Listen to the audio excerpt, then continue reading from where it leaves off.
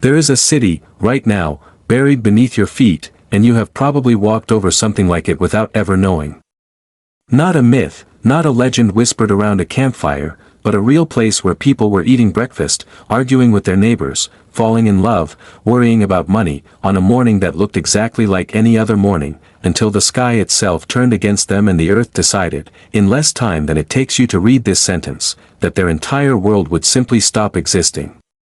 If stories like this pull you in, the kind that sit quietly behind everyday life until they explode into something unforgettable, you might want to stay close and subscribe, because what happened to this city is going to change the way you look at something as ordinary as a quiet hill on the horizon. It started, as these things almost always do, with silence. Not the frightening kind of silence, but the comfortable, familiar silence of a place people had lived in for generations. The soil here was rich, almost unnaturally so, dark and soft, perfect for grapevines and olive trees, perfect for gardens that produced more than any farmer expected. Wealthy families built villas with painted walls and mosaic floors. Bakers kept ovens burning before dawn. Merchants shouted prices in crowded streets. Children ran past fountains that never stopped flowing, because the mountain nearby fed the springs that fed the city. That mountain, sloped gently, green with vegetation, was simply part of the scenery, the same way a hill near your own home might be part of yours, something you see so often you stop truly seeing it at all. Nobody thought to ask why the soil was so rich, or why the land curved the way it did, or why, deep underground, the rock felt strangely warm in certain wells. They had no reason to ask. The mountain had been quiet for so long that quiet felt like a permanent condition, the way silence from a machine feels safe simply because it has always been that way, right up until the moment it isn't. Here is where the story starts to shift, because what these people didn't know, what almost no one at the time could have known, is that the mountain wasn't sleeping. It was reloading. Underneath that gentle green slope, magma had been rising for centuries, not in a dramatic surge but in slow, patient pressure, the way air fills a balloon so gradually that you don't notice the rubber stretching until it's almost ready to burst. Gas was trapped inside molten rock, compressed tighter and tighter, and the ground above acted like a lid pressed down over a pot that had been quietly building steam for longer than any person alive had existed. This is the part that should make you look differently at any hill, any dormant peak, any patch of land that seems too calm to be dangerous, because calm and dangerous are not opposites in geology. Sometimes calm is simply what danger looks like while it waits. Small tremors did happen in the years before the disaster, and this is worth sitting with for a moment, because it's almost more unsettling than the eruption itself. The ground shook. Cracks appeared in walls. Some wealthy residents repaired their villas and moved on with their lives, treating the shaking the way you might treat a strange noise from your car engine, a problem to patch rather than a warning to flee.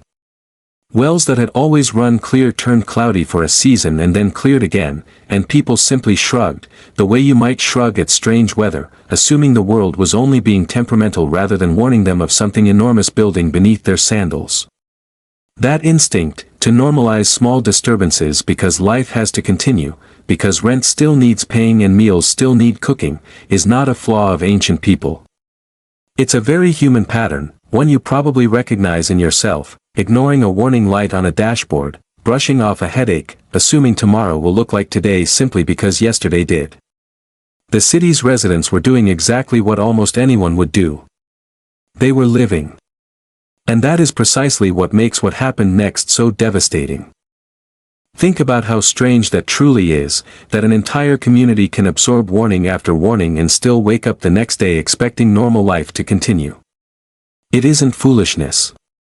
It's something closer to a survival mechanism, a kind of quiet optimism woven into how human beings function, because if we treated every tremor, every strange noise, every odd shift in the wind as a potential ending, we would never build anything at all, never plant a field expecting a harvest, never fall asleep expecting to wake. The city thrived precisely because its people trusted the ground beneath them.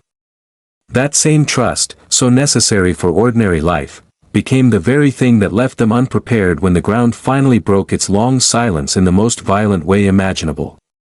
On the day it began, witnesses many miles away noticed something strange rising from the mountain, a column of material shooting upward with tremendous force, climbing higher than anything they had words for.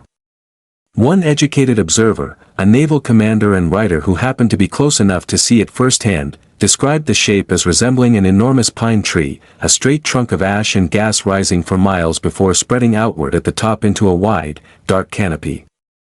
This description matters far more than it might seem at first, because it is one of the earliest detailed eyewitness accounts of a volcanic eruption in recorded history, preserved not as legend but as a letter, later found and studied by scientists who realized something remarkable.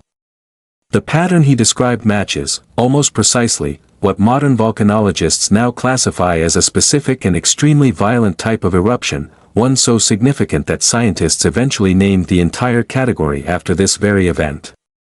In other words, the words of a man standing on a boat nearly 2,000 years ago became scientific evidence, cited today in classrooms and research papers, proof that ancient testimony and modern science can meet in the same sentence.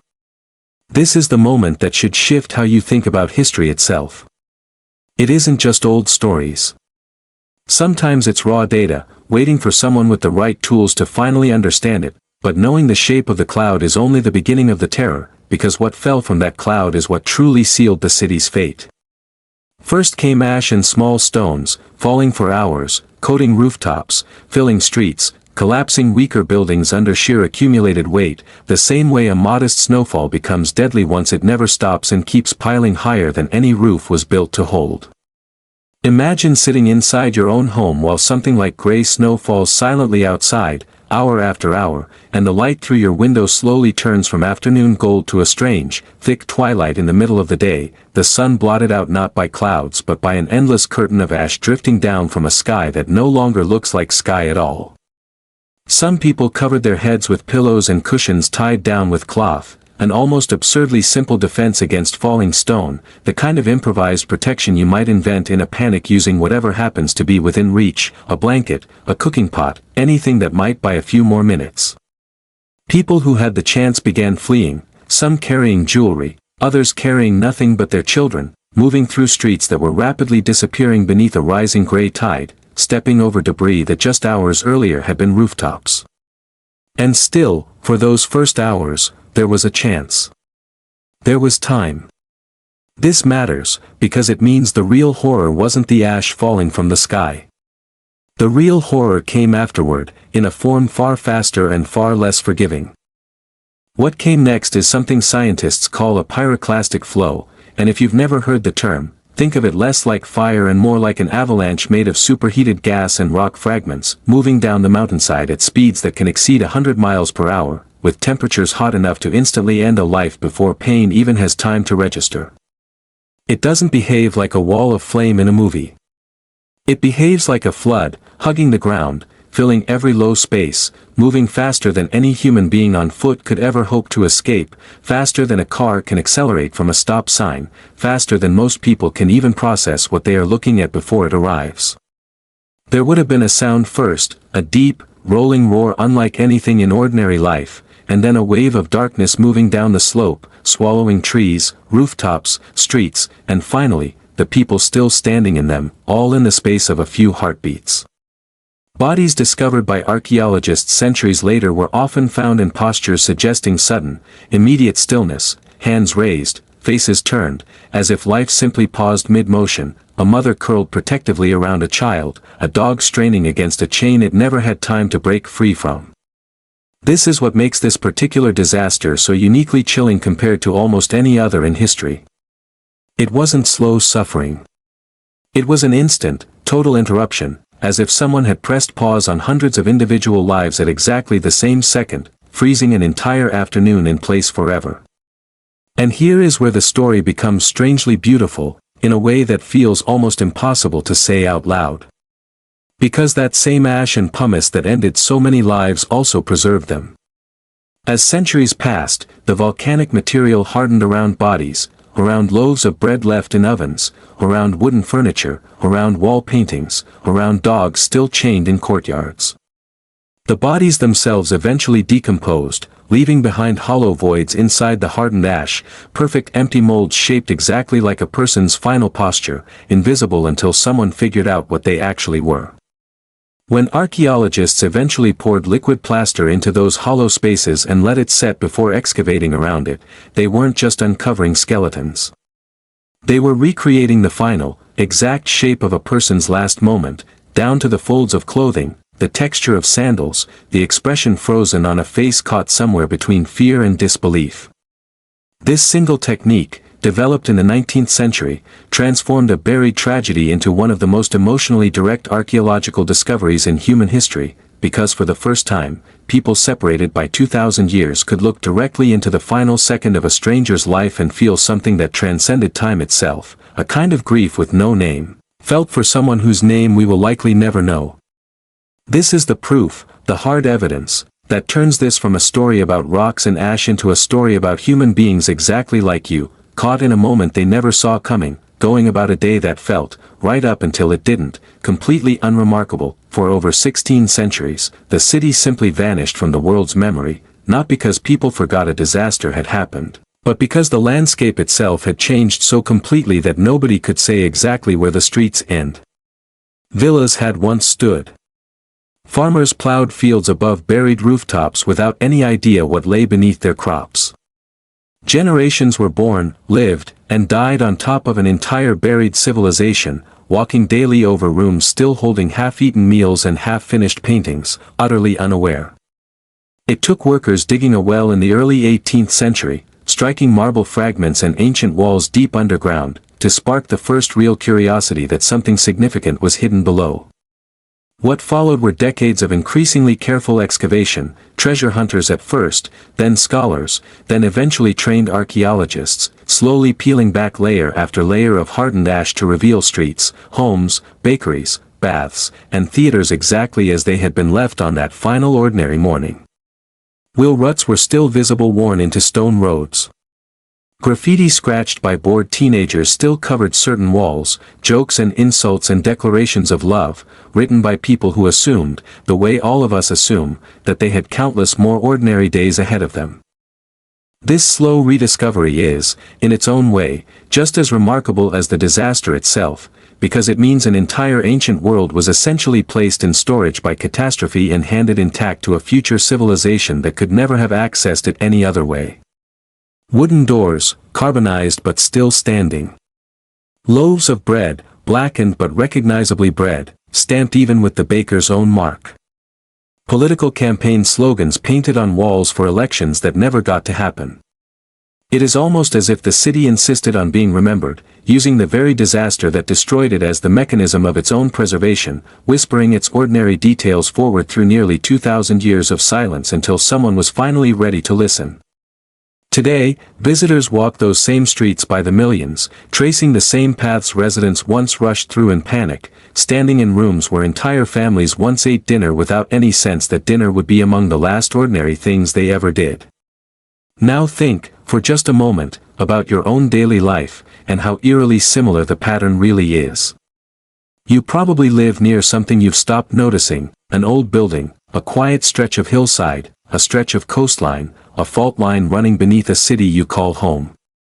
Most people alive today live near geological forces they've never once considered, the same way the people of this ancient city lived beside a mountain they trusted simply because it had always been there.